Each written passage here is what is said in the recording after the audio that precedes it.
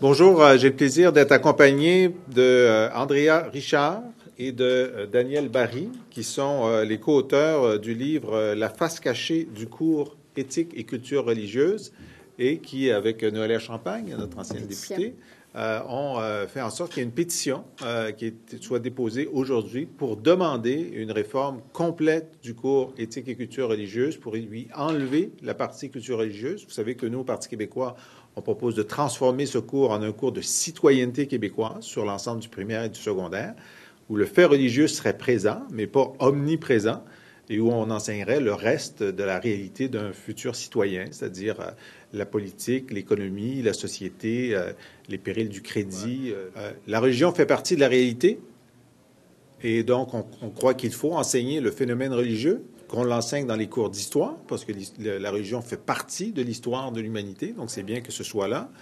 qu'à l'intérieur d'un cours à la citoyenneté, parmi les phénomènes que les citoyens québécois, les jeunes vont vivre, c'est l'existence de plusieurs religions autour d'eux. Pourquoi ce ne serait pas un élément parmi beaucoup d'autres?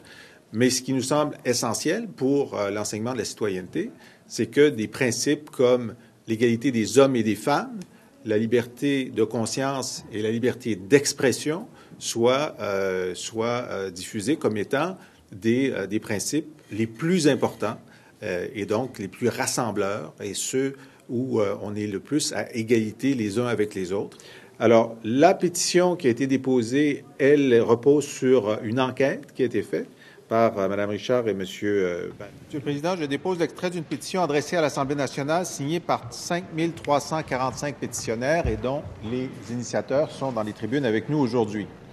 Les faits invoqués sont les suivants. Considérant que le cours éthique et culture religieuse, ECR, qui se devait d'être donné avec une optique historique, voire critique, est en fait une véritable promotion des religions, allant à l'encontre de son objectif premier de non-confessionnalité et de laïcité. Considérant que l'exclusion de personnes sans religion et des croyants non pratiquants des contenus de ce programme ne reflète pas la réalité socio-religieuse actuelle et contrevient au droit à l'égalité. Considérant que le volet culture religieuse du cours ECR a pour effet d'inciter les jeunes enfants à s'identifier à des pratiques religieuses stéréotypées, sexistes et parfois fondamentalistes. Considérant que le communautarisme à la base de ce cours risque d'amplifier les clivages religieux.